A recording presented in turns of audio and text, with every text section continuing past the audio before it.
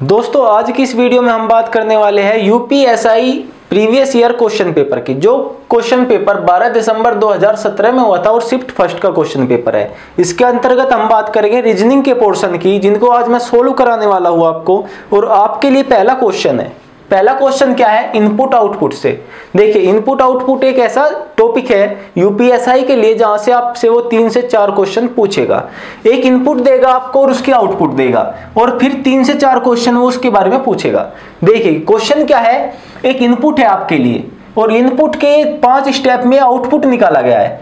देखिए इनपुट का मतलब क्या होता है कि हमने किसी कंप्यूटर को या किसी मशीन को कोई कमांड दी, और कमांड देने के बाद उसने जो उन वर्ड्स को सजा के, मान लीजिए आप वर्ड्स को सजाए, ठीक है, तो उसको क्या कहेंगे कि आपने वर्ड्स लिए, सजा के वापसी कर दिए, तो आपने इनपुट लिया, आउटपुट दे दिया। तो सेम प्रोसेस है, इसने हमने इनको इन वर्ड्स की कमांड दी और उसने क्या किया कि इनको सजा के एक क्रम में लगा के अच्छे से बाहर हमको दे दिया। तो अब देखना हमें ये है कि इसने किस लॉजिक का यूज किया है, किस क्रम में लगाए हैं, कैसे लगाए हैं। तो चलिए दोस्तों देखते हैं इन स्टेप्स के बारे में, जो आउटपुट है हमारे इनके बारे में। देखिए पहले आउटपुट की यदि मैं बात करूं तो सबसे पहले क्या आया? सबसे पहले आया एक नंबर। और नंबर कौन सा? जो नंबर सबसे बड़ा था। जो नंबर सबसे बड़ा था वो सबसे पहले आया 130। इसके बाद यदि मैं सेकंड स्टेप की बात करूं तो नंबर आया जो 130 से छोटा था। उसके बाद थर्ड स्टेप में जो 56 से भी छोटा था। उसके बाद क्या आया? 49 और फिर क्या आया? 20। तो देखो दोस्तों, नंबर का जो आउटपुट हुआ है वो किस प्रकार हुआ है कि नंबर डिक्रीजिंग ऑर्डर में आउटपुट हुए है, घटते क्रम में। घटते क्रम में कैसे कि सबसे पहले सबसे बड़ा, फिर उससे छोटा, फिर उससे छोटा और फिर सबसे छोटा। तो नंबरों का आउटपुट कैसे हुआ है दोस्तों कि नंबरों का आउटपुट हुआ है डिक्रीजिंग ऑर्डर में, घटते क्रम में। अब बात करते हैं वर्ड्स की। जो वर्ड्स है हमारे जैसे डेट, कैन, नीड और फार, इनका आउटपुट किस प्रकार दिया है उसने। देखिए 130 के बाद क्या आया सेकंड में? यदि मैं चलूं कैन, उसके बाद क्या आया? डेट, और उसके बाद क्या आया? फार। अब आप लोग एक चीज नोटिस करना कि सबसे पहले कैन आया। कैन में ऐसी क्या खासियत थी कि वो सबसे पहले आया? तो आप लोग देखो, जो इसका फर्स्ट लेटर है कैन का, जो कैन का फर्स्ट लेटर है वो क्या है? वो अल्फाबेटिकल सीरीज के अकॉर्डिंग यदि हम चले तो सबसे पहले आता है जितने भी ये लेटर्स दिए गए हैं। देखिए डी है, सी है, एन है और एफ है। इनमें सबसे पहले क्या आता है? सबसे पहले आएगा सी, तो सी को सबसे पहले लिया। उसके बाद डी और फिर एफ और फिर एन। तो इससे क्या पता चला कि जो ये वर्ड्स है इनकी आउटपुट कैसे हुई दोस्तों? इनकी आउटपुट हुई कि जो सबसे पहला लेटर है वो लेटर सबसे पहले आएगा जो सबसे छोटा होगा। तो नंबर्स की आउटपुट कैसे हुई? इंक्रीजिंग ऑर्डर में। कैसे? इंक्रीजिंग ऑर्डर में, बढ़ते क्रम में, सबसे पहले सबसे छोटा, फिर उससे बड़ा, फिर उससे बड़ा और फिर सबसे बड़ा। अब ये तो हो गए कि नंबर्स की कैसे हुई और लेटर्स की कैसे हुई आउटपुट, इनकी तो बात कर ली। अब बात करते हैं कि सर इनको सजाया कैसे गया है। तो देखो दोस्तों, सबसे पहले एक नंबर, फिर एक वर्ड, फिर एक नंबर, फिर एक वर्ड, फिर एक नंबर, फिर एक वर्ड, फिर एक नंबर और लास्ट में फिर एक वर्ड। तो पहले नंबर आया, फिर वर्ड आया, फिर नंबर आया, फिर वर्ड आया। तो अब इस क्वेश्चन को देखते हैं, अपने फर्स्ट क्वेश्चन को। और क्वेश्चन में क्या है कि इसने कहा है कि यदि ये इनपुट है तो आप बताओ कि इसका स्टेप 3 क्या होगा ऊपर वाले आउटपुट को फॉलो करते हुए। इसका तीसरा स्टेप क्या होगा ऊपर वाले आउटपुट को फॉलो करते हुए। तो चलिए दोस्तों, ऊपर जैसे आउटपुट निकाला गया है वैसे ही हम यहां निकालते हैं। स्टेप फर्स्ट यदि हम करें तो किस प्रकार होगा? देखो सबसे पहले क्या आएगा? सबसे बड़ा नंबर। सबसे पहले सबसे बड़ा नंबर, इसके बाद ऐसे का ऐसा ही सर, से, डे, बी, 420, 300 और एप्पल। स्टेप सेकंड में क्या आएगा? स्टेप फर्स्ट में क्या आया? सबसे पहले सबसे बड़ा नंबर। स्टेप सेकंड की यदि बात करें तो क्या आया था भाई? वो लेटर जिसका पहला अक्षर सबसे छोटा होगा। तो एक बात बताओ, सी, एस, डी, बी और ए, इनमें सबसे छोटा कौन सा होगा? एप्पल। तो सेकंड में क्या आएगा 600 के बाद एप्पल, और बाकी सारा ऐसे का ऐसा।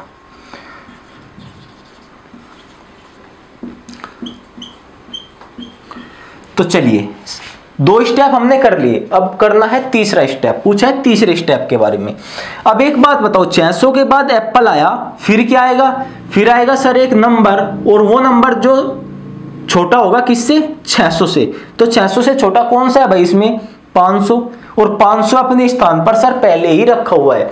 जैसे ही हमने दूसरा स्टेप बनाया तो 500 इसी स्थान पे होना चाहिए था और इसी पे है। अब 500 तो वही है, तो स्टेप 3 में क्या करेंगे भाई? 500 के बाद क्या आएगा? 500 के बाद क्या आएगा?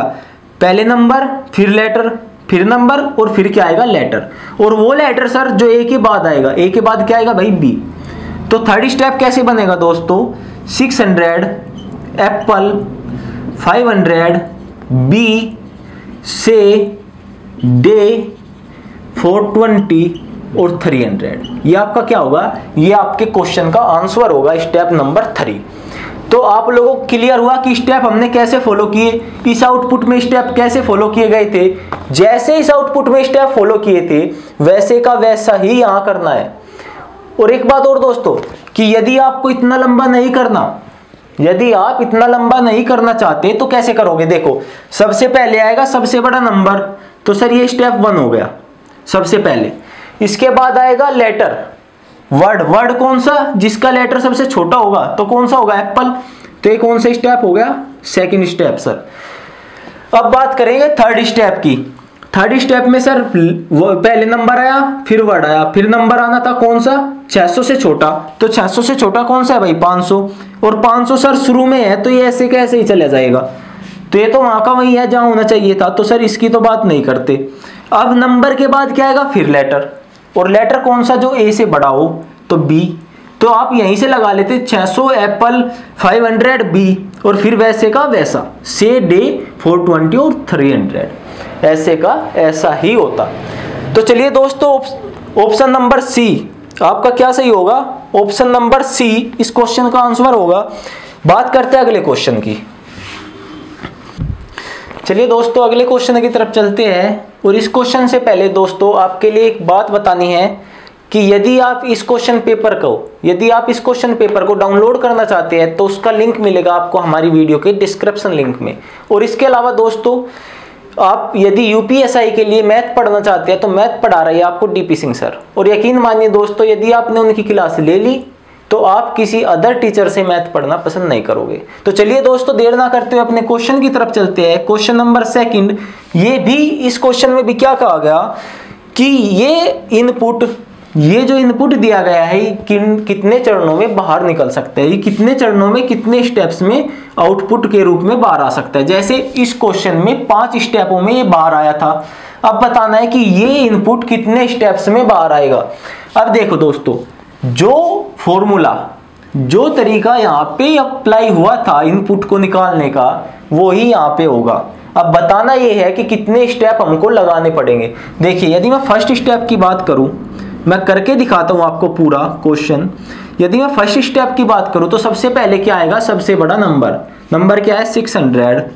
उसके बाद sir same to same day, B, 420, 300 और एप्पल।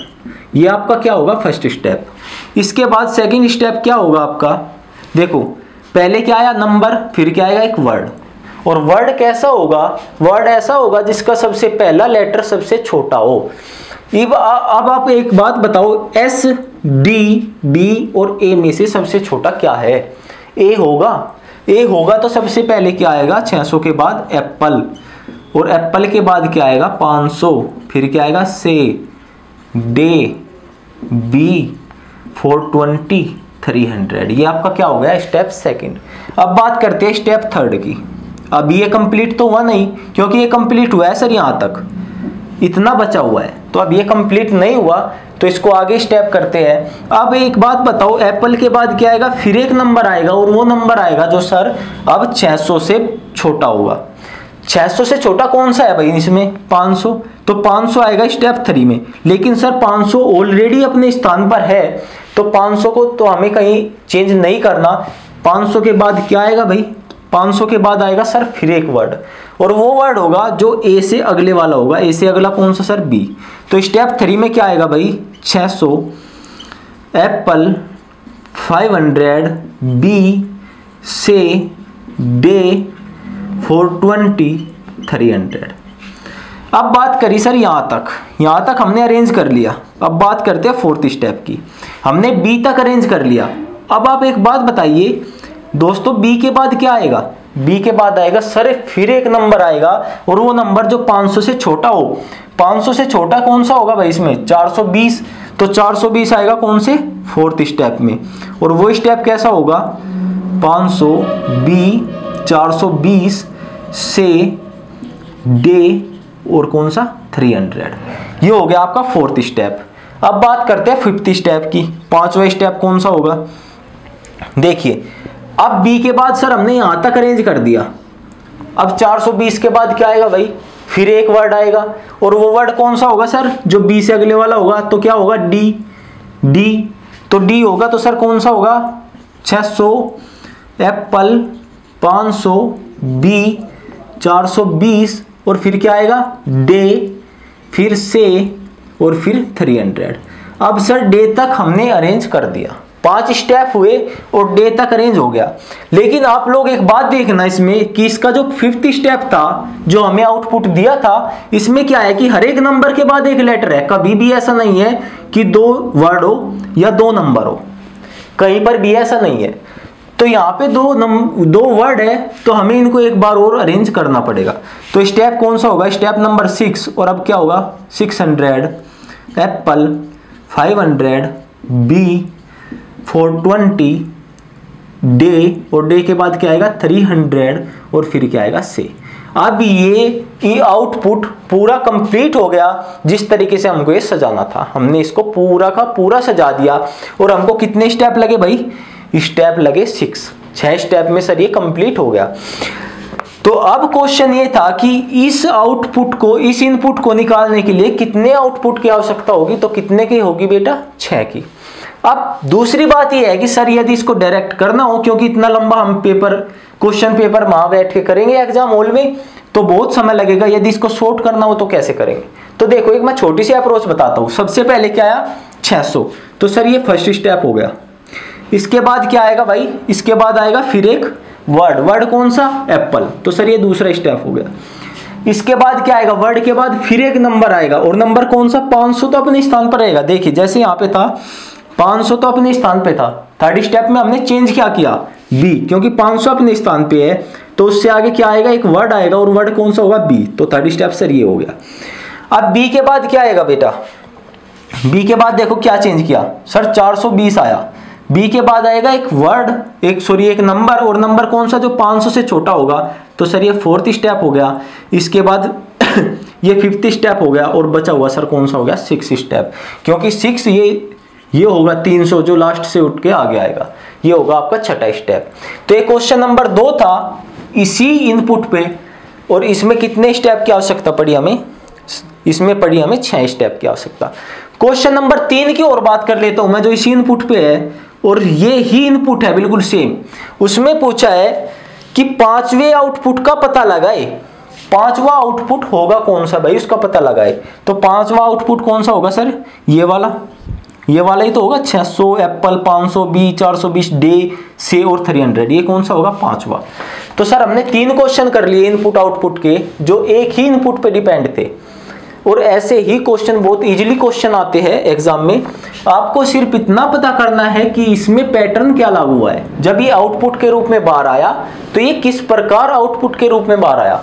जैसे इसमें था पहले सबसे बड़ा, फिर एक वर्ड, फिर नंबर, फिर वर्ड, फिर नंबर, फिर वर्ड। ठीक है, तो चलिए दोस्तों बात करते हैं अगले क्वेश्चन की। क्वेश्चन नंबर 4 की तरफ चलते हैं। दोस्तों नेक्स्ट क्वेश्चन आपकी स्क्रीन पर, क्वेश्चन क्या है कि कथन और पूर्वानुमान का क्वेश्चन है। देखिए इन क्वेश्चंस में क्या करना होता है कि जो कथन दिया गया है उसके अकॉर्डिंग बताना है कि कौन से पूर्वानुमान सही होंगे, क्योंकि कथन तो अब का है और बात की है पूर्व में जो अनुमान लगाए गए थे, पूर्व अनुमान का मतलब क्या है कि पूर्व में पहले जो अनुमान लगाए गए थे। अब देखिए कथन क्या है, पोलियो को भारत में पूरी तरह से खत्म कर दिया गया है। पोलियो जो है वो भारत से पूरी तरह से खत्म हो गया, ठीक है। अब देखते हैं कि अनुमान क्या लगाए गए हैं। फर्स्ट अनुमान है उन्मूलन के लिए पोलियो कठिन बीमारी है। पहले कभी सोचा गया होगा कि जो पोलियो है वो क्या है, उन्मूलन के लिए कठिन बीमारी है, ऐसा सोचा होगा? यदि ऐसा सोचते तो फिर पोलियो भारत से खत्म होता ही नहीं। यदि ऐसा सोचा होता तो पोलियो भारत से खत्म होता ही नहीं। तो ये क्या है, ये पूर्वानुमान एकदम गलत है। अब बात करते हैं सेकंड पूर्वानुमान की, कि सरकार ने पोलियो उन्मूलन के लिए कदम उठाए हो सकते हैं। दूसरा पूर्वानुमान क्या कहता है कि हो सकता है सरकार ने पोलियो उन्मूलन के लिए कदम उठाए हो। तो ये बात बिल्कुल सही है, क्योंकि जब उसने कदम उठाए होंगे तभी वो भारत से पूरी तरह से खत्म हुआ होगा। तो बेटा इस क्वेश्चन का आंसर क्या होगा कि पूर्वानुमान सेकंड अंतर्निहित है। ऑप्शन नंबर 3, केवल पूर्वानुमान सेकंड अंतर्निहित है। तो चलिए दोस्तों बात करते हैं अगले क्वेश्चन की। चलिए दोस्तों नेक्स्ट क्वेश्चन की बात करते हैं। क्वेश्चन क्या है कि 5 लोग P, Q, R, S और T एक इमारत की 5 अलग मंजिलों पर रहते हैं। देखिए 5 मंजिला एक इमारत है जिसमें 5 लोग रहते हैं अलग अलग इमारत पर, और कौन है, P, Q, R, S और T। अब आगे क्या बोला इसने, लेकिन जरूरी नहीं कि इसी क्रम में हो। लेकिन उसने ऐसा कहा कि जरूरी नहीं वे इसी क्रम में रहते हो सकता है T सबसे नीचे हो या T सबसे ऊपर हो, कोई कहीं भी हो सकता है। इसके बाद इसने बोला इमारत की सबसे निचली मंजिल पहली मंजिल है। इमारत का जो ग्राउंड फ्लोर है, इमारत का जो ग्राउंड फ्लोर है वो कौन सा है, वो फर्स्ट मंजिल है। इसके बाद दूसरी है, उसके तीसरी, चौथी और पांचवी। इस तरीके से क्वेश्चन में दिया। अब 2 स्टेटमेंट इसने दिए। पहला क्या है, क्यों सबसे शीर्ष मंजिल पर रहता है। इसने दिया कि क्यों जो है वो सबसे ऊपर वाली मंजिल पर रहता है। क्यों कौन सी मंजिल पर होगा बेटा, 5वीं पर। तो क्यों हो गया 5वीं मंजिल पर। और आर एस का बिल्कुल बगल का पड़ोसी नहीं है। इसने क्या बोला, जो आर और एस है, आर और एस जो है वो बिल्कुल बगल के पड़ोसी नहीं है, यानी कि ये एक दूसरे के साथ नहीं बैठ सकते। इसने क्या कर दिया, प्रतिबंधित कर दिया कि आर और एस एक दूसरे के साथ नहीं बैठ सकते। चलिए अब दूसरा स्टेटमेंट पढ़ते हैं। इसने दिया P T और S के बीच में रहता है। जो P है वो T और S के बीच में रहता है। जो P T और S के बीच में रहता है। अब बात करेंगे आगे। T P के ऊपर वाली मंजिल पर रहता है, T P के ऊपर वाली मंजिल पर रहता है। ये भी सर बिल्कुल सही हो गया। अब एक बात बताओ बेटा, 2 पॉसिबिलिटी है यहाँ पे, या तो R यहाँ बैठेगा या R यहाँ बैठेगा। अब आप लोग सोच के बताओ कि R को कहाँ बैठाऊं। यदि R को सर सबसे नीचे रखूं तो ये कहाँ जाएगा, ये ऊपर चला जाएगा और S R एक साथ बैठ जाएंगे। और ये कंडीशन नहीं है कि R और S एक साथ बैठ जाए। तो सीधी सी बात है कि सर R कहाँ बैठेगा बेटा, R बैठेगा यहाँ, T यहाँ, P यहाँ और S यहाँ। तो ये क्या बन गया, इसका डायग्राम जिस तरीके से वे बैठे हुए हैं। अब बात करी कि इनमें से कौन सा सही होगा। देखो कौन सा सही होगा, सेकंड मंजिल पर R है भाई, नहीं है। सेकंड पर सर P है। बी ऑप्शन है, थर्ड पर T है, तो थर्ड पर T है, ये बात बिल्कुल सही होगी। तो इस क्वेश्चन का आंसर क्या होगा, ऑप्शन नंबर 2, थर्ड पर T रहता है। चलिए बात करते हैं अगले क्वेश्चन की। मैं ऐसे ही क्वेश्चन आपको बता देता हूं। एक वेन डायग्राम बनाना है, एक वेन डायग्राम बनाना है।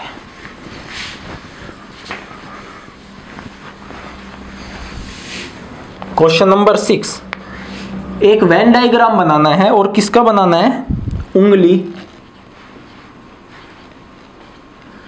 नाखून और त्वचा। त्वचा नहीं है, उपत्वचा है, उपत्वचा। देखिए ये आपको खाली भ्रमित करने के लिए दिया कि त्वचा और उपत्वचा, कुछ डिफरेंस नहीं है। त्वचा और उपत्वचा, उपत्वचा किसे कहेंगे, जो इस लेयर के निचले वाली लेयर होगी, बस इतनी सी बात है।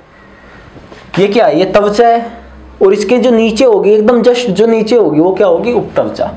तो बात ये बस इतनी है कि आप कंफ्यूजन में हो जाओ, बाकी कुछ नहीं है। तो इसका क्या बनाना है बेटा, इसका बनाना है वेन डायग्राम। और आपके सामने ऑप्शन है, जो फर्स्ट ऑप्शन है वो ये वाला है, जो सेकंड ऑप्शन है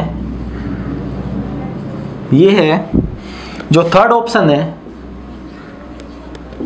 ये, और जो डी फोर्थ ऑप्शन है।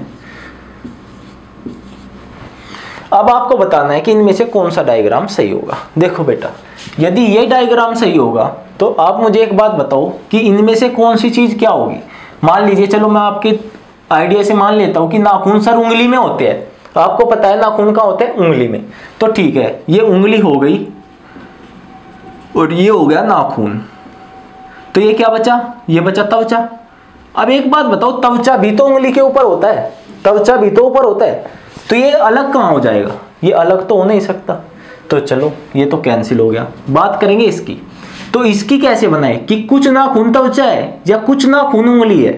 ये बताओ, ये कुछ का संबंध है, जो बीच में से आधा आधा है ना, ये कुछ का संबंध है कि कुछ नाखून त्वचा है, या आप ये बोलो कि कुछ त्वचा नाखून है।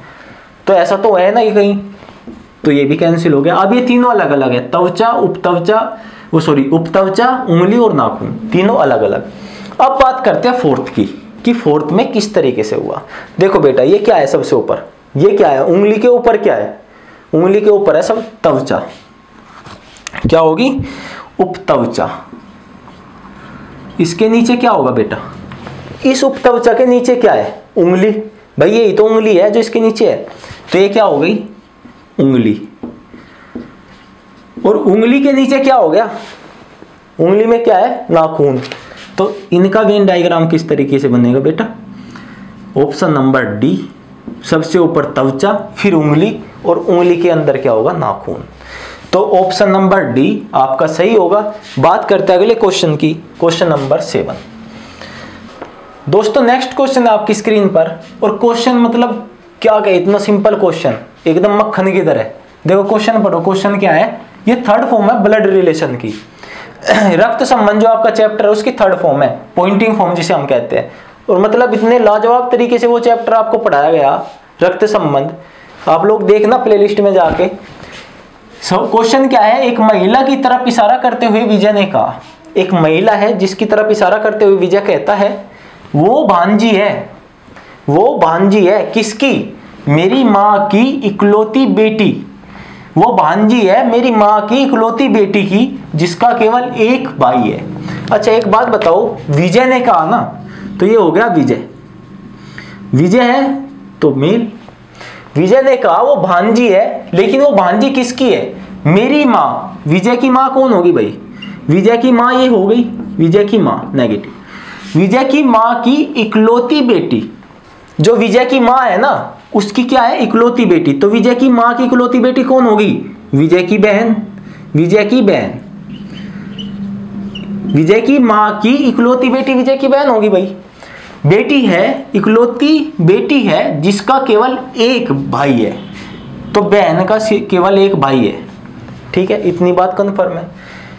फिर से पढ़ो, कुछ मिस हो गया इसमें। देखो, विजय ने कहा वो भांजी है मेरी माँ की इकलौती बेटी की। अच्छा, वो भांजी है जिसकी तरफ उसने इशारा किया ना, वो भांजी है किसकी, इस बहन की।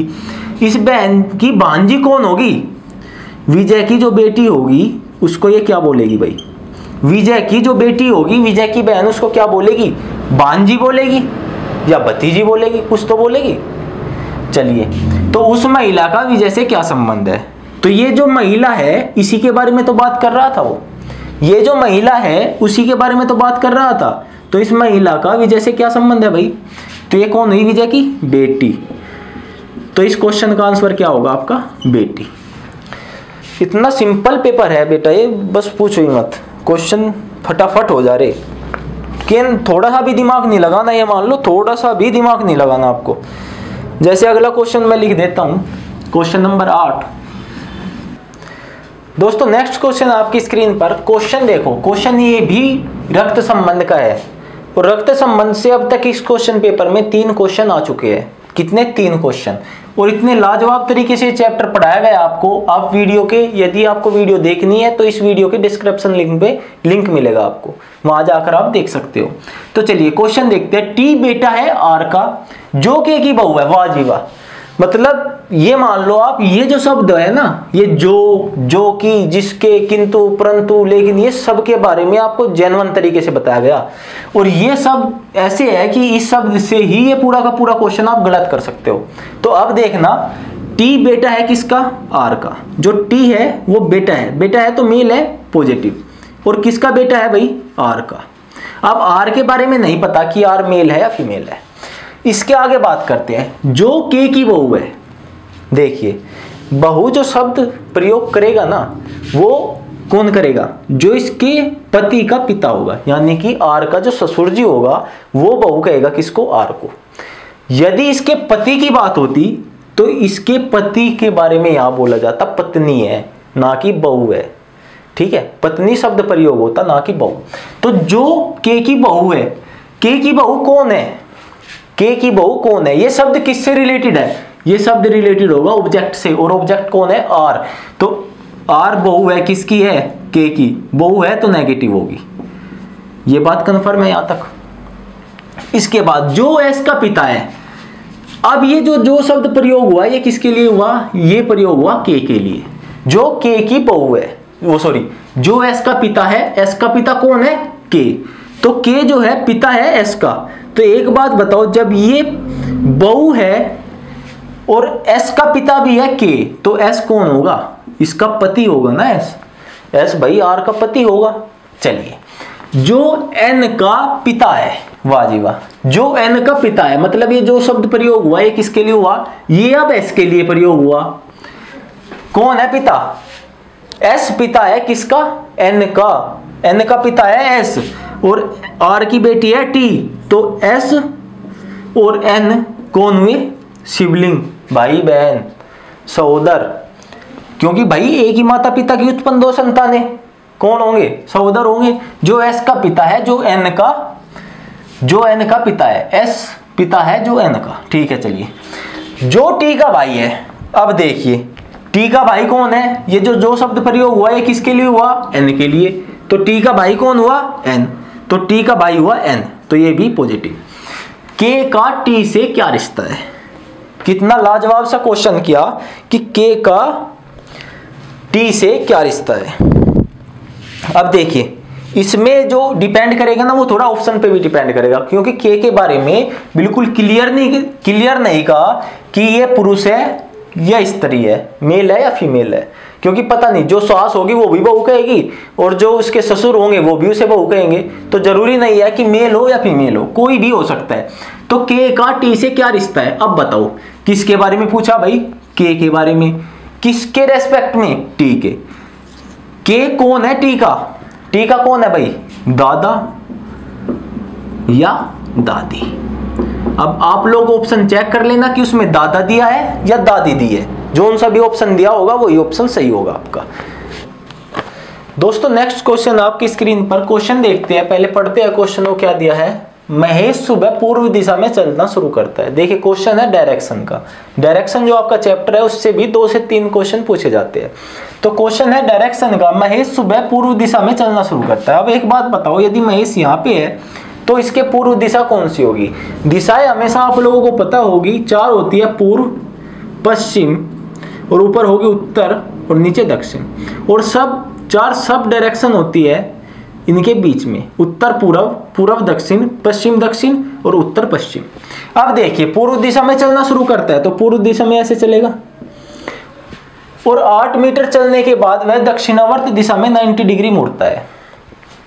8 मीटर चलने के बाद दक्षिणावर्त मुड़ता है बेटा वो, और कितना मुड़ता है वो? 90 डिग्री। अब एक बात बताओ, जब भी वो दक्षिणावर्त की बात करेगा, जब भी वो दक्षिणावर्त मुड़ने की बात करे, तो आपको कैसे मुड़ना है? क्लॉकवाइज।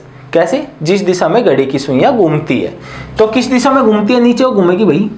दक्षिणावर्त 90 डिग्री मुड़ा, तो अब वो सामने देख रहा था, तो 90 डिग्री पे इस तरीके से नीचे देखेगा। ठीक है, दक्षिणी की तरफ। चलिए, इससे आगे क्या दिया? दक्षिणावर्त दिशा में 90 डिग्री मुड़ता है और 5 मीटर चलता है। कितना चला भाई? 5 मीटर। फिर वह 225 डिग्री वामावर्त दिशा की ओर मुड़ता है।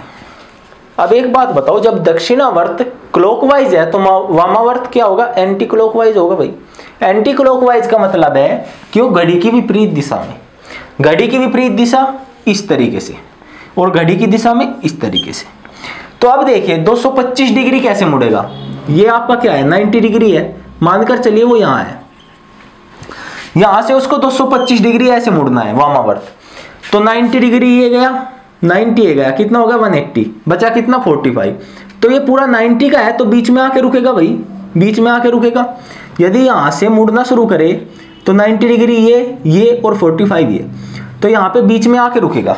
चलिए 225 डिग्री वामावर्त दिशा की ओर मुड़ता है। अब महेश किस दिशा में है।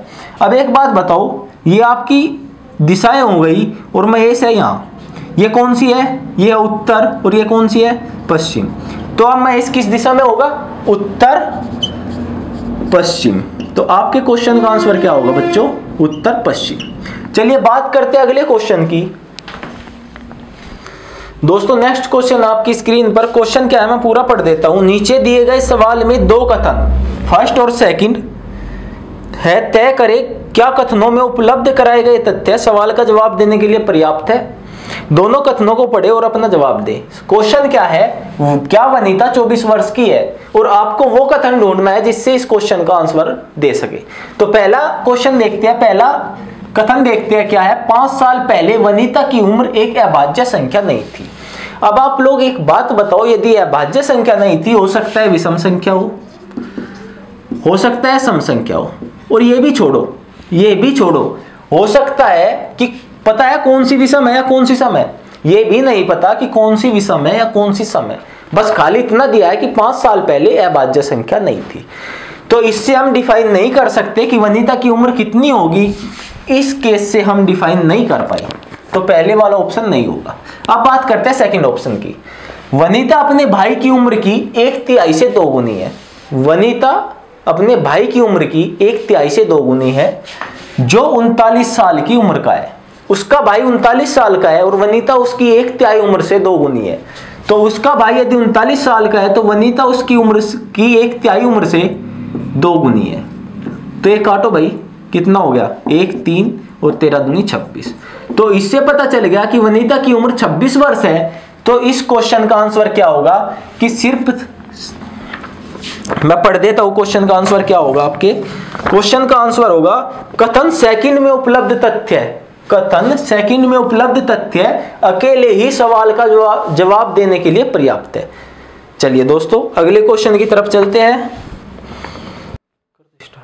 दोस्तों नेक्स्ट क्वेश्चन है आपकी स्क्रीन पर, और क्वेश्चन एक बार फिर कथन और पूर्वानुमान का है। देखिए कथन क्या है इस बार, कथन है हाल ही में एक महिला को दहेज के लिए पीटकर मार दिया गया था। हाल ही में क्या हुआ कि एक महिला थी जिसको दहेज के लिए प्रताड़ित किया गया और उसको पीटकर मार दिया गया। और पूर्वानुमान दिए गए हैं क्या, पहला पूर्वानुमान है दहेज की मांग करना समाज की एक बुरी प्रथा है। दहेज की मांग करना समाज की एक बुरी प्रथा है, बिल्कुल सही बात है दोस्तों, ये अभी भी अप्लाई होती है। और सेकंड ऑप्शन क्या है कि हमारे देश में महिलाओं की वर्तमान स्थिति अभी भी दयनीय है। अभी भी महिलाओं की स्थिति बहुत जगह ऐसी है जहां महिलाएं प्रताड़ित होती है, उनको मारा जाता है, पीटा जाता है। तो दोस्तों ये भी कथन बिल्कुल सही होगा। इस क्वेश्चन का आंसर क्या होगी, क्योंकि पूर्व अनुमान फर्स्ट और सेकंड दोनों अंतर्निहित है। चलिए दोस्तों बात करते हैं अगले क्वेश्चन की। दोस्तों नेक्स्ट क्वेश्चन है आपकी स्क्रीन पर, और क्वेश्चन को देखना, ये क्वेश्चन है कोडिंग का। कौन सा, कोडिंग का। किस प्रकार की कोडिंग, अल्फाबेटिकल कोडिंग जो होती है। यदि किसी कूट भाषा में एजेंट को कहा गया UOFHB, तो उस भाषा में एक्सेल को क्या कहा जाएगा। अब आप देखना, सबसे पहले आपके क्या याद होने चाहिए भाई, क्या याद होने चाहिए, इनके सीरियल नंबर। जैसे 1 जी कितने पर आता है भाई, 7 पर, E 5, N 14 और T 20। अब बात करें यूं की 21, OF 6 और H 8 और B 2, इस प्रकार है। तो अब देखना है आपको इसमें और इसमें क्या रिलेशन है। देखो 1 का 21 के साथ कोई रिलेशन बनता है, जो रिलेशन यहां बनेगा वो यहां बनना चाहिए, लेकिन कुछ रिलेशन बनता हुआ नहीं दिख रहा। 1 21 7 15 का कोई रिलेशन नहीं बन रहा। तो आप लोग देखो 20 21 14 15 5 6 7 8 और 1 2, तो रिलेशन कहां से बना, रिलेशन बना पिछली साइड से। जैसे इसमें 5 है, बाद में L 12 I 9 X होता है सर 23 और E 5, 23 नहीं शायद, x 24 होता है, x होता है 24 और e 5। देखिए e के बाद क्या आता है f, l के बाद क्या आता है l, m, i के बाद क्या आता है, i के बाद क्या आता है 10 पे क्या आएगा, 10 पे आएगा सर j, x के बाद क्या आएगा x y z, x के बाद आएगा सर y और e के बाद क्या आएगा f। तो इस क्वेश्चन का आंसर क्या होगा f m j y f। चलिए तो बात करें 13वें क्वेश्चन की, यदि हम dx yx और एक ब्लैंक दिया गया, आपको खाली स्थान दिया गया है, इसमें बताना है कि इस सीरीज के अकॉर्डिंग इसमें क्या आएगा। तो देखिए इसमें क्या रिलेशन बना, 4 से गए हम 25 पे, 4 से 25 पे कैसे जाएंगे, कितना माइनस करें, देखो d से जाना है किस पर, y पर, तो d के बाद c आया होगा, b a z और फिर y आया होगा, तो कितना माइनस हुआ होगा, -5 हुआ होगा। तो -5 करेंगे, इसके बाद फिर -5 करेंगे, यदि -5 करेंगे तो यहाँ कितना आएगा 20 और फिर -5 करेंगे तो 20 के बाद कितना आएगा 15, ओ सॉरी वो 15 होता है, तो यहाँ कितना आएगा 15, तो कितना हो गया 20, 20 पे क्या आएगा t। अब बात करें x है 24 और 19 पे गए तो -5, 19 पे थे फिर जाएंगे -5 14 और 14 से फिर जाएंगे -5, कितना होगा 9, तो यहाँ पे 14 पे कितना होगा n, तो इस क्वेश्चन का आंसर होगा tn। तो चलिए दोस्तों बात करते हैं अपने 14वें क्वेश्चन की। दोस्तों नेक्स्ट क्वेश्चन है आपकी स्क्रीन पर, और क्वेश्चन देखते हैं क्वेश्चन नंबर 14 और क्वेश्चन नंबर 15, दोनों क्वेश्चन देखेंगे। सबसे पहले देखते हैं क्वेश्चन नंबर 15। देखिए क्वेश्चन नंबर 15 ने क्या कहा कि जिस प्रकार बंजारा का रिलेशन निवासी से है उसी प्रकार विदेशी का रिलेशन किससे होगा। एक बात बताइए, बंजारा क्या होता है, घुमंतु प्रजाति है जिसका कोई निवास स्थान नहीं होता, जगह जगह रहते, जहां जाता है वहीं टिक जाता है, 5 दिन टिका फिर कहीं और चला गया। तो बंजारा क्या है, घुमंतु प्रजाति है, और निवासी क्या है कि एक परमानेंट रेसिडेंशियल जिसका हो उसे क्या कहेंगे, निवासी। तो उसी प्रकार ये इसका क्या हुआ, विलोम। तो विदेशी का विलोम क्या होगा बेटा, विदेशी का विलोम होगा सर स्वदेशी, जो अपने देश का है। विदेशी का मतलब क्या होता है, दूसरे देश का, और स्वदेशी का मतलब क्या होता है, अपने देश का। तो इसका आंसर क्या होगा, स्वदेशी। चलिए बात करते हैं अब इस क्वेश्चन की। इसमें क्या बोला है कि इन चारों में से जो भिन्न है उसे छांटिए, जो अलग है उसे छांटिए। तो छांटना है भाई, देखो क्या बैठता है, देखिए I O E और Z। यदि मैं बात करूं फर्स्ट लेटर की तो ये भी क्या है, एक वोविल है, ये भी वोविल है, ये भी वोविल है, और ये वोविल नहीं है, जेड वोविल नहीं है। इसके बाद यदि दूसरे लेटर की बात की जाए, ये कॉन्सोनेंट है और ये भी कॉन्सोनेंट है, ये भी और ये वोविल है। तो यदि फर्स्ट 3 की बात की जाए तो पहले क्या आया, वोविल, उसके बाद आया कॉन्सोनेंट, और फोर्थ में क्या आया कि पहले कॉन्सोनेंट फिर वोविल। तो अलग क्या होगा, फोर्थ जेड ए। इसका आंसर क्या होगा, जेड ए। तो चलिए दोस्तों अगले क्वेश्चन की तरफ चलते हैं। दोस्तों नेक्स्ट क्वेश्चन आपकी स्क्रीन पर, और क्वेश्चन है कथन निष्कर्ष से। देखिए बहुत इंपॉर्टेंट चैप्टर है आपके यूपीएसआई के लिए, कथन निष्कर्ष। लगभग 2 से 3 क्वेश्चन यहां से भी आएंगे। तो क्वेश्चन देखते हैं, कुछ न्यायालय न्याय है। यदि इसको वेन डायग्राम से करें बेटा तो बहुत सारी पॉसिबिलिटीज बनती है इस चैप्टर के अंतर्गत। तो इसको किससे करेंगे, 150 से। कुछ न्यायालय न्याय है तो क्या मतलब है कि कुछ का मतलब है 50-50। सभी चोरी अपराध है तो 100 और 50। इसके बाद कोई अपराध न्याय नहीं है। देखिए मैंने आपको बताया था जहां कंप्लीट नेगेटिव सेंस हो वहां क्या होगा, 100। अब बात करते हैं इसकी, कोई न्यायालय अपराध नहीं है। देखिए 100-50 का यहाँ पे कॉम्बिनेशन बन सकता है, ये अटैच हो जाएंगे एक दूसरे से। और उसने क्या कहा कि कोई न्यायालय अपराध नहीं है। और न्यायालय कहाँ है भाई, कोई न्यायालय अपराध नहीं है, ये न्यायालय है, कोई न्यायालय अपराध नहीं है। एक बार मैं क्वेश्चन चेक कर लूं, ठीक है, बिल्कुल ठीक है। देखिए ये यहाँ पे भी न्याय का बनेगा क्योंकि 100-50 का कॉम्बिनेशन बनेगा। तो कोई न्यायालय अपराध नहीं है, इसका मतलब न्यायालय का मतलब 100 और अपराध का मतलब 100। देखिए 100 को हमने 100 बनाया और 100 ये था, इसको भी कितना बनाया, 100। तो 100 को 100 बनाया, कोई दिक्कत नहीं है, बन जाएगा, ये बिल्कुल सही है। जब इस चैप्टर को मैं पढ़ाऊंगा ना तो इसको 100 और 50 से पढ़ेंगे, 100 और 50 से पढ़ेंगे तो बिल्कुल कॉन्सेप्ट आप लोगों का एक एक क्लियर हो जाएगा इस चैप्टर का कि 100 कैसे कॉम्बिनेशन होता है, क्यों होता है, और 100 क्यों लिखते हैं, 50 क्यों लिखते हैं। अभी बेटा फिलहाल इतना ही समझ लो। कुछ अपराध न्याय है तो कुछ का मतलब है 50-50। अब देखिए अपराध न्याय कहाँ है भाई, अपराध न्याय ठीक है। अब 50 बनाया किसको, 100 को 50 बना सकते हैं, बिल्कुल देखिए 50 को 100 नहीं बना सकते, 100 को 50 बना सकते हैं। तो कितना बनाया, 100 को 50, और 50 को यहाँ भी 100 को कितना बनाया, 50। तो ये भी बिल्कुल सही है। तो इसका आंसर क्या होगा कि दोनों निष्कर्ष सही है।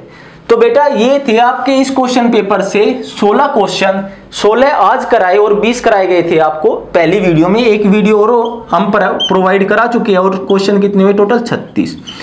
अब बात करें 4 क्वेश्चंस की जो आपके बचे। तो वो क्वेश्चन बेटा कौन से है, वो क्वेश्चन है आपके चित्र जिनमें बनते हैं दर्पण प्रतिबिंब या जल प्रतिबिंब से रिलेटेड। तो बेटा उन क्वेश्चंस को मैं अब डायग्राम नहीं बना सकता, क्योंकि इतने अच्छे डायग्राम बनेंगे भी नहीं जैसे वे क्वेश्चन है। तो आप लोग क्या करेंगे कि इन 36 क्वेश्चन को देखना, इससे पहले जो वीडियो है या 20 क्वेश्चन उसमें है, और 16 क्वेश्चन आज की वीडियो में आप लोगों को कराई है। और बेटा इतनी मस्त तरीके से पढ़ाया गया है कि पूछ नहीं मत। इसके अलावा मैंने आपको 3 चैप्टर लगभग कंप्लीट करा दिए, कैलेंडर, क्लॉक और रक्त संबंध।